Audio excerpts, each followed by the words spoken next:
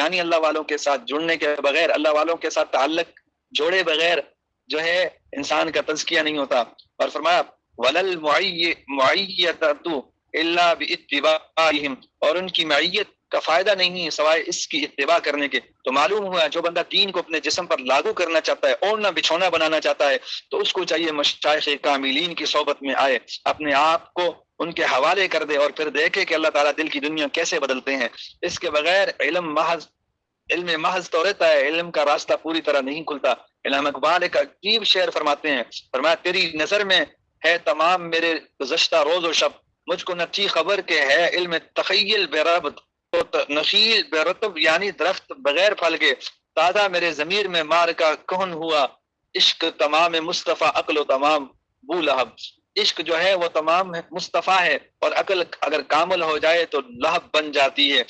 اس عقل کو سیدھا رکھنے کے لیے عشق کی ضرورت ہے، اور وہ ملتا ہے اللہ والوں کی صحبت میں بیٹھ کر۔ اس لیے حضرت تھانوی صاحب رحمۃ اللہ علیہ فرماتے ہیں علماء کو اپنی اصلاح کے لیے کسی محقق کی طرف رجوع کرنا چاہیے۔ قاعدہ ہے، یاد رکھیں، رائے العلیل علیل، بیمار کی رائے بھی بیمار ہوتی ہے۔ اس لیے اس دنیا میں ڈاکٹر لوگ بیمار ہو جاتے ہیں تو وہ سیلف ٹرینڈ پر انحصار نہیں کرتے، خود بخود اپنا علاج نہیں کرتے، ایک دوسرے ڈاکٹر کو چیک کرواتے ہیں۔ اپنا علاج کرنے سے بندہ زیادہ بیمار ہو جاتا ہے، دوسرے ڈاکٹر سے علاج جب تک نہیں کروائے گا اس وقت تک اس کا علاج نہیں ہوگا۔ اسی طرح اگر کوئی چاہے کہ میں اپنی باطنی بیماریوں کا خود علاج کروں گا تو رائے العلیل علیل، بیمار کی رائے بیمار والی بات ہوگی۔ تو حضرت تھانوی فرماتے ہیں علماء کو اپنی اصلاح کے لیے کچھ مدت کسی کے پاس رہنا چاہیے، اس لیے کہ ایسا علم جس پر عمل نہ ہو وہ جہنم میں جانے کا سبب بنے گا۔ فرمایا لیجاری بہ العلماء ولیماری بالسفہاء، وہ علم جس کو حاصل کریں علماء کے پاس بیٹھنے کے لیے اور جاہلوں کے ساتھ جھگڑا کرنے کے لیے۔ تو حضرت تھانوی صاحب فرماتے ہیں کہ علم حاصل کرنے کے لیے 10 سال لگاتے ہیں، تو کیا اس پر عمل کا رنگ چڑھانے کے لیے 10 ماہ نہیں لگا سکتے؟ جس طرح جو ہے کنز و ہدایت پڑھنا ضروری ہے، اسی طرح ابو طالب مکی کی قوت القلوب اور امام غزالی کی 40 پڑھنا بھی ضروری ہے۔ فرماتے ہیں 10 سال گزر گئے کتابوں میں دین کو پڑھتے ہوئے، اس دین کی عملی شکل بھی تو دیکھیں، اس لیے مشائخ کی صحبت میں جائیں، مشائخ کے ساتھ جڑیں، دین کی عملی شکل آپ کو آنکھوں سے نظر آئے گی۔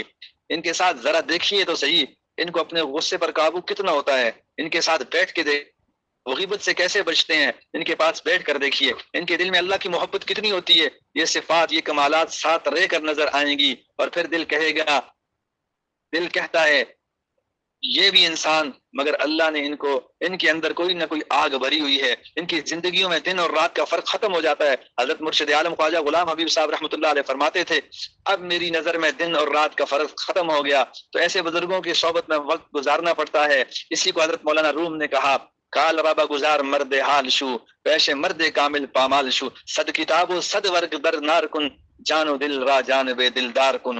اور فرمایا کہ جان دل کو اللہ کے حوالے کر دو۔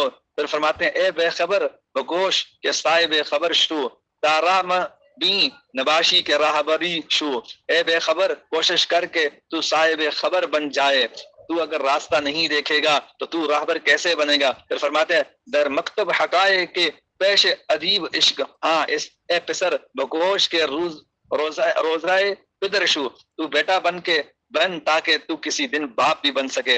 حضرت مرشد عالم فرمایا کرتے تھے، ہمارے حضرت دادا پیر مرشد عالم فرماتے تھے علماء کو عوام کی نسبت باطنی نعمت حاصل کرنے میں کم وقت لگتا ہے۔ عوام آتے ہیں اس باطن کی نعمت کو حاصل کر کے نور بنتے ہیں، علماء آتے ہیں وہ اس باطن کی نعمت کو حاصل کر کے نور اعلیٰ نور بن جاتے ہیں۔ علم کا نور تو پہلے ہی ہوتا ہے، اب باطن کا نور جب اللہ تعالیٰ عطا فرماتے ہیں تو نور اعلیٰ نور بن جاتے ہیں۔